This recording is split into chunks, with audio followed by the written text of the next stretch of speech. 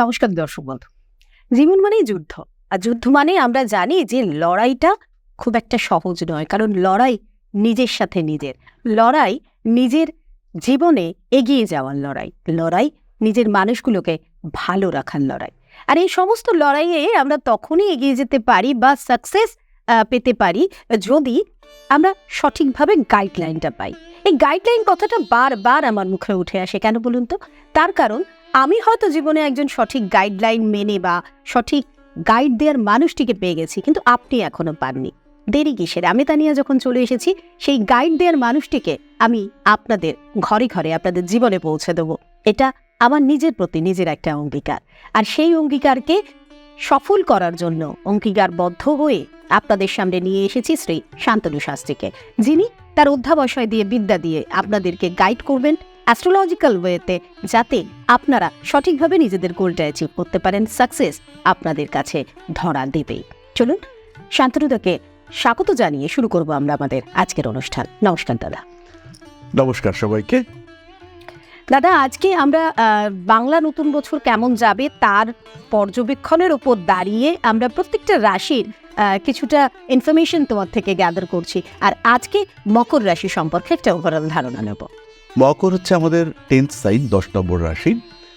শনিদেব এই রাশির অধিপতি, কিন্তু শনির যে ক্যারেক্টারিস্টিক্স আর মকরের যে ক্যারেক্টারিস্টিক্স তার মধ্যে কিন্তু একটা ডিফারেন্স আছে।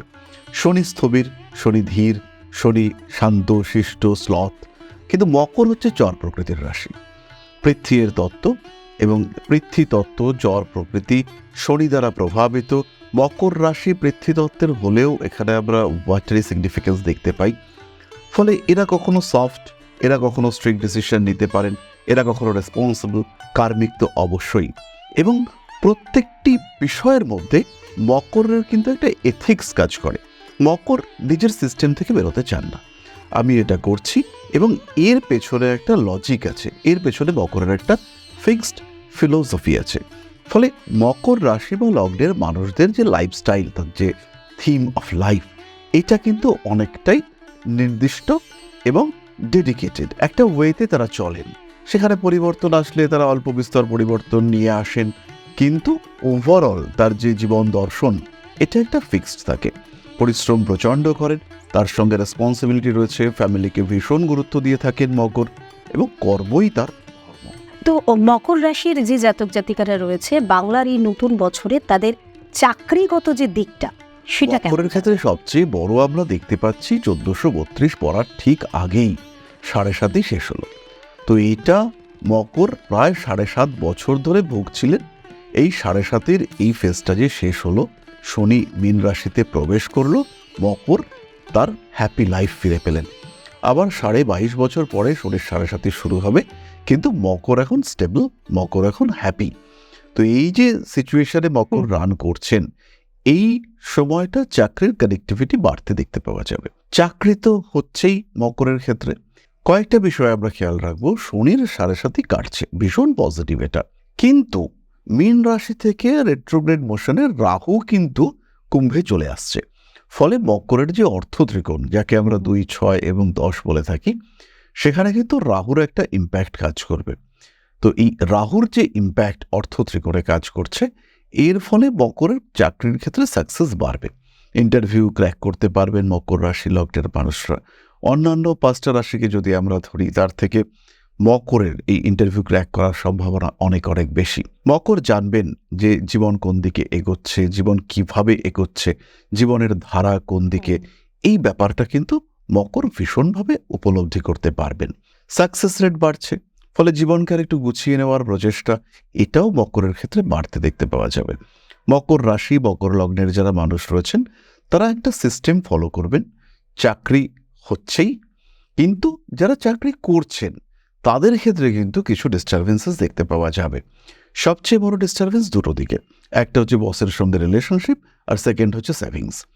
কোনো একটা প্রসেসে তারা সেভিংস করছিলেন, হয়তো তারা রেগুলারলি কাটিয়ে যাচ্ছিলেন মায়না থেকে, কিংবা এসআইপি করেছিলেন, তাদের ক্ষেত্রে কিছু একটা প্রবলেম, সেটা মার্কেটের উত্থান পতন হতে পারে বা কোনো একটা নিয়মের পরিবর্তন হতে পারে, সেভিংসের জায়গাটা কিন্তু ডিস্টার্ব করবে। যারা গভর্নমেন্ট সার্ভিস করছেন তাদের ক্ষেত্রে প্রমোশনের জায়গা রয়েছে, কিন্তু সঙ্গে সঙ্গে ট্রান্সফারের সম্ভাবনা এটাও রয়েছে। নতুন ওপেনিং ক্রিয়েটেড হতে দেখতে পাওয়া যাবে। 1432-এ নতুন ওপেনিং হচ্ছেই, এ বিষয়ে কিন্তু একদম নিশ্চিন্ত থাকা যায়। এবং একটা বেশ সলিড ওপেনিং, বড় ওপেনিং, যেখানে অনেকজন মানুষ চাকরি পাবেন, হিউজ একটা রিক্রুটমেন্ট এটা আমরা দেখতে পাবো 1432-এ। তাতে কিন্তু মকর বঞ্চিত তো হবেনই না, বরঞ্চ মকরের আউটপুট, মকরের রেজাল্ট, সেটা কিন্তু অনেকটাই ভালো দেখতে পাওয়া যাবে। মকর খুব ভালো থাকবেন এই সময়। আর এই সময় যারা মকরের জাতক জাতিকা আছেন, যারা বিজনেসকে নিয়ে এগিয়ে যাচ্ছেন জীবনে, তাদের ক্ষেত্রে কি হবে? থার্ড হাউসে শনিদেব যাচ্ছেন, বিজনেসের ক্ষেত্রে slow success, slow but steady movement এটা আমরা দেখতে পাবো। যারা কনস্ট্রাকশনের ব্যবসা করছেন, যারা লোহার ব্যবসা করছেন, যারা ট্রান্সপোর্ট এক্সপোর্টের ব্যবসা করছেন, যারা একটু শস্যের ব্যবসা করছেন, এই খাদ্যশস্য, এখানে আমরা ধানকে ধরবো, গম বা এই ধরনের খাদ্যশস্য যাদের কোল্ড স্টোরেজ রয়েছে, তাদের ক্ষেত্রে কিন্তু আমরা বেটারমেন্ট, ডেভেলপমেন্ট দেখতেই পাচ্ছি। এর সঙ্গে সঙ্গে যারা কাপড়ের ব্যবসা করছেন তাদের ক্ষেত্রে ইমপ্রুভমেন্ট আসছে। যারা জেম স্টোনের ব্যবসা করছেন কিংবা যারা লৌহ সংক্রান্ত কোনো বিষয়ের ব্যবসা করছেন, তাদের ক্ষেত্রে সারা বছরটাই মোটামুটি আপস অ্যান্ড ডাউন ছোটোখাটো থাকতে পারে, কিন্তু ওভারঅল গ্রোথ আমরা দেখতে পাবো। কিন্তু মকর রাশি বা লগ্ন ওষুধের ব্যবসা করছেন, তারা খুব ফ্যাশনেবল কাপড়ের ব্যবসা করছেন, কিংবা তারা স্বর্ণ সংক্রান্ত দামি অলংকারের ব্যবসা করছেন, তাদের ক্ষেত্রে কিন্তু কিছু প্রবলেম দেখতে পাওয়া যাবে। তো আমরা তো মকর রাশির চাকরি বা ব্যবসার ওপর একটা ধ্যান ধারণা হলো, কিন্তু যারা সেলফ এমপ্লয়েড রয়েছে তাদের জন্য এই বাংলা বছরটা কেমন যাবে? এই বাংলা বছর 1432, এই সময় কিন্তু আমাদের ক্রিয়েটিভিটি বাড়বে, এইটা আমরা নিঃসন্দেহে থাকতে পারি। তাদের লার্নিং, তাদের শেখা, এই ব্যাপারটা ভালো হবে। তাদের যে ডেভেলপমেন্ট, নিজেকে গ্রুম করা, এই ব্যাপারটা অনেকটাই ভালো হতে চলেছে, অনেকটাই ইমপ্রুভমেন্ট, ডেভেলপমেন্ট তাদের ক্ষেত্রে দেখতে পাওয়া যাবে। তো যারা এই সেলফ প্রফেশনে রয়েছেন, স্পেশালি আমরা ধরতে পারি প্রথমেই যারা অ্যাস্ট্রোলজি করছেন, তাদের ক্ষেত্রে এই বছরের উন্নতি হচ্ছেই। বছরের প্রথম 3টে মাস একটু স্ট্রেস টেনশন কাটতেই পারে, তবে তারপর থেকে ইমপ্রুভমেন্ট অনেকটা হবে, বেটারমেন্ট অনেকটা হবে, এবং খুব স্মুথলি তারা কিন্তু নিজেদের লক্ষ্যের দিকে এগিয়ে যেতে পারবেন। তাদের একটা জায়গা পরিষ্কার পরিচ্ছন্নভাবে দেখতে পাওয়া যাবে। বাধা বিপত্তি ছোটোখাটো আসতেই পারে, কিন্তু সেগুলোকে তারা ওভারকাম করতে পারবেন এবং খুব সহজেই তারা কিন্তু নিজেদের জায়গা তৈরি করতে পারবেন। এই বছরটা লার্নিং এবং এস্টাবলিশমেন্ট, এই দুটোর জন্য তারা ডেডিকেট করতে পারেন। যে সমস্ত মানুষরা শিল্পী সত্তা, গান করেন কিংবা মিউজিকের সঙ্গে অ্যাটাচড, সেই মানুষগুলোর ক্ষেত্রে কিন্তু কিছু ভুল হওয়ার সম্ভাবনা এই বছরে রয়েছে। কিছু কন্ট্রাক্ট সাইন করবার সময়, কিছু মানুষের সঙ্গে সম্পর্ক রাখার সময় এই ভুলটা কিন্তু তাদের প্রফেশনে ইম্প্যাক্ট ক্রিয়েট করবে, এবং এই ভুলের কারণে তাদের অস্থিরতা এটা বাড়তে চলেছে। মকর রাশি বা লগ্নের মানুষ যারা গান করেন কিংবা রিসাইটেশন এই ধরনের প্রফেশনে রয়েছেন, তাদের কিন্তু গলা সংক্রান্ত কিছু সমস্যা সৃষ্টি হতে পারে। যতটা সম্ভব নিজেকে কন্ট্রোলড ওয়ের মধ্যে রাখার চেষ্টা করতে হবে। মকর রাশি বা লগ্নের মানুষ, তাদের কিন্তু সেলফ কনফিডেন্স এটা বাড়তে দেখতে পাওয়া যাবে, তাদের গ্রোথ লেভেল এটাও আমরা ভীষণভাবে বাড়তে দেখতে পাবো। ফলে মকর রাশি বা লগ্নের যে সমস্ত মানুষ এই সেলফ প্রফেশনে রয়েছেন, তাদের ক্ষেত্রে আমরা একটা ওভারঅল গ্রোথ হচ্ছে এটা ধরে নিতে পারি। একটু কন্ট্রোলড লাইফ লিড করতে হবে। আর যারা কোনো রকম এজেন্সি চালাচ্ছেন, হতেই পারে ইন্স্যুরেন্সের এজেন্সি রয়েছে, তো সেই মানুষগুলোকে টাকা পয়সা এটা একটু ম্যানেজড ওয়েতে খরচা করার চেষ্টা করতে হবে, অন্যথায় কিন্তু তারা কিছুটা সমস্যার মধ্যেই পড়তে পারেন। তো আমরা মকর রাশির যারা জাতক জাতিকা রয়েছে এই নতুন বাংলা বছরে তাদের একটা ওভারঅল রাশি এবং লগ্নগত দিক থেকে যদি কিছু রেমেডি বলে দেন। মকরের ক্ষেত্রে প্রথমত 7.5 তো স্টপ হয়ে যাচ্ছে। এই বছর যে বিরাট রেমেডি দরকার আছে সেরকম কিন্তু নয়, কিন্তু তা সত্ত্বেও যারা ফাইন্যান্সিয়াল ডিস্টারবেন্সের মধ্যে রয়েছেন কিংবা খুব চেষ্টা করছেন কিন্তু শক্ত জমিতে পা ফেলতে পারছেন না, সেই সমস্ত মানুষদের ক্ষেত্রে আমরা পাইরাইটস ইউজ করতে পারি। পাইরাইটস এবং অ্যামেথিস্ট কম্বিনেশন, এইটা কিন্তু খুব ভালো একটা রেমেডি হতে পারে। এর সঙ্গে সঙ্গে আমরা বাড়িতে শ্রীযন্ত্রম ইউজ করতে পারি। অ্যামেথিস্ট ক্লাস্টার, অর্থাৎ অ্যামেথিস্ট ক্লাস্টার, সেটা আমরা ইউজ করতে পারি। এটা খুব ভালো মানি অ্যাট্রাক্ট করে এবং ব্লকেজগুলোকে কাটিয়ে দেয়। অনেক সময় কিছু নেগেটিভ এনার্জি আমাদের ওপরে কাজ করে, খুব ভালো পারফরমেন্স কিন্তু বস কিছুতেই খুশি হচ্ছে না। তো এই ব্যাপারগুলোকে যদি আমরা কন্ট্রোল করতে চাই, সেই ক্ষেত্রে আমরা অ্যামেথিস্ট ক্লাস্টার ইউজ করতে পারি। রেমেডির জায়গাটা তো মোটামুটি আমরা জানলাম, ওভারঅল একটা রেমেডি শুনে নিলাম। এছাড়াও যারা ওনার সাথে চেম্বারে এসে দেখা করতে চাইছেন, ওনার নিজস্ব চেম্বার যেটা দমদম ক্যান্টনমেন্টে রয়েছে, এছাড়া লেক মার্কেটেও তিনি কিন্তু আপনাদের অনুরোধে চেম্বার করছেন, কারণ শত ব্যস্ততার মধ্যেও আপনারা চাইছেন তার সাথে যোগাযোগ করতে, তাই আপনাদের জন্য সময় বার করেছেন। আর আপনারা জানেন অনলাইনেও কিন্তু তিনি আপনাদেরকে কনসাল্ট দিচ্ছেন, এবং এই যে অনলাইনে কনসাল্ট করা বা চেম্বারে এসে দেখা করা, প্রত্যেকটাই কিন্তু বুকিং নাম্বারে কল করে কনফার্ম করবেন, এবং বুকিং নাম্বার কিন্তু এই মুহূর্তে আপনাদের যে স্ক্রিন রয়েছে তাতে কিন্তু ফ্ল্যাশ হচ্ছে, তাই কল করে অবশ্যই আসবেন। আরেকটা বিষয় যেটা আমরা সবসময় প্রত্যেকটা অনুষ্ঠানে আমাদের প্রত্যেকটা ভিডিওতে বলি, সেটা হচ্ছে ঋষিবাণী ইনস্টিটিউট আপনাদের শিক্ষার জায়গাটাকে আরও 1 পা 2 পা নয় 10 পা এগিয়ে দিয়েছে।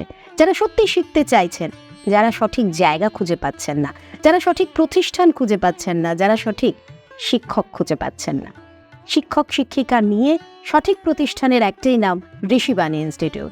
এই ইনস্টিটিউশনে এসে আপনারা কি কি শিখতে পাচ্ছেন, একই ছাদের তলায় আপনারা কি পাচ্ছেন, চলুন শুনে নেব সেটা দাদার কাছে। ব্যক্তিগতভাবে আমি জ্যোতিষ শিক্ষাটাকে বেশি গুরুত্ব দিয়ে থাকি। ক্লায়েন্ট দেখা, চেম্বার প্র্যাকটিস এগুলো তো হয়ই, এগুলো করতে হয়, কিন্তু পড়ানো এই ব্যাপারটাকে একটা আলাদা জায়গায় নিয়ে যাওয়া, একটা প্রপার সিলেবাস ইন্ট্রোডিউস করা, এই কাজটাকে কিন্তু আমরা বারবার করে আসছি, এবং প্রথম থেকেই জ্যোতিষ শিক্ষা এটাকে একটা জায়গা দেওয়া, এটা আমাদের চেষ্টা রয়েছে। 2018-তে আমরা অনলাইন কোচিং সেন্টার স্টার্ট করি, অনলাইন টিউটোরিয়াল সিস্টেম স্টার্ট করি, এবং সেখান থেকে কন্টিনিউয়াসলি আমরা এগিয়ে চলেছি।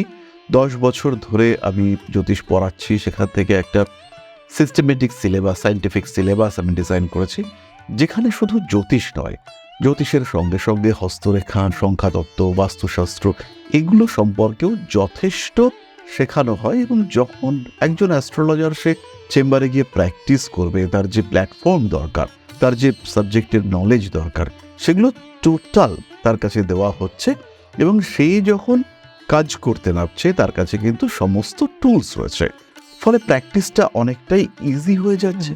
তার পক্ষে ক্লায়েন্ট হ্যান্ডলিংটা সহজ হচ্ছে, ক্লায়েন্টকে প্রপার গাইডেন্স দেওয়া যেটা আমাদের উদ্দেশ্য সেটাও ঠিকঠাক হচ্ছে।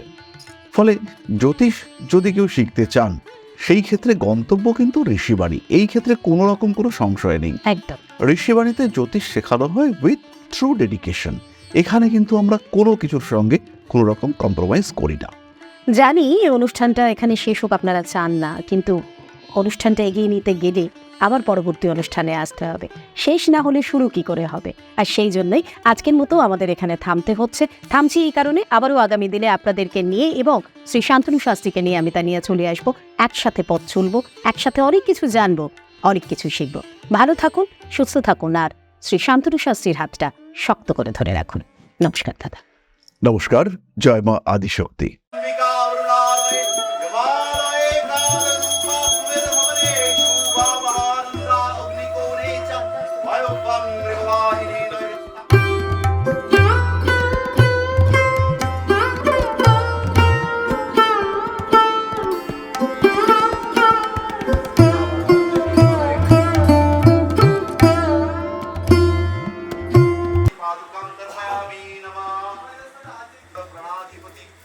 दक्षिणा कालिका परिषदाय स्वाहा।